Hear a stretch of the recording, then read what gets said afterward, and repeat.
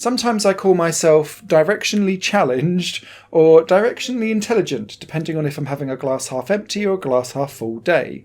And that's because games occasionally come along that are really, really simple, but they totally defeat my brain. They're often spatial puzzles, and this is kind of one, but it really highlighted my inability to do graphic design.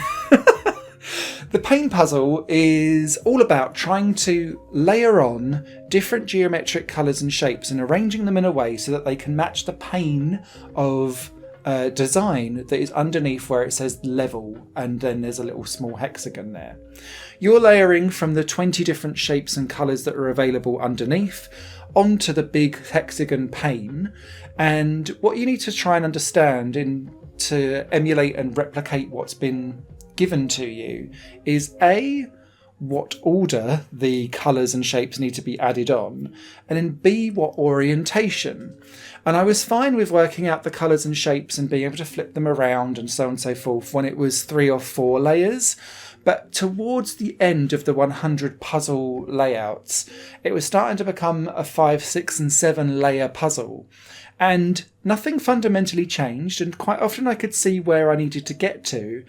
But my brain just could not cope with being able to select what was going around and orientating them the right way.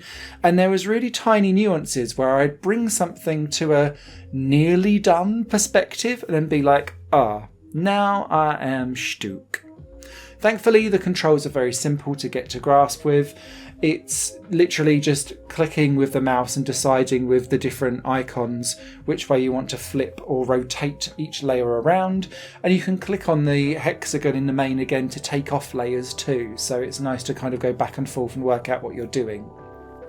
The game also has a really generous hint system, to the point where you can just hint your way through the entire game and get a 100% Steam Achievement Award. So clap, clap, clap if you're going to do that. But if you don't use that hint system, actually there's a couple of hours of decent gameplay here as you slowly solve the different puzzles and feel good about yourself, and hopefully much better than I did.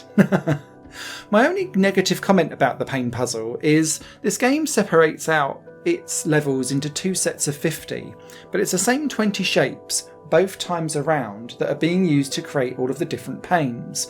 And I think this game would have been better had there have been different set of 20 shapes in each of the 50 level splits, because what I found was that you start to see certain patterns of level designs popping up again and again, and you start to hone in on, I've made that shape before, I'll pull that forward and do it again, and actually it does lend you somewhere towards the right answer.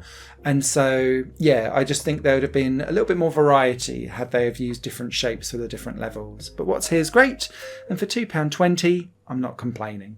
The Pane puzzle is out now.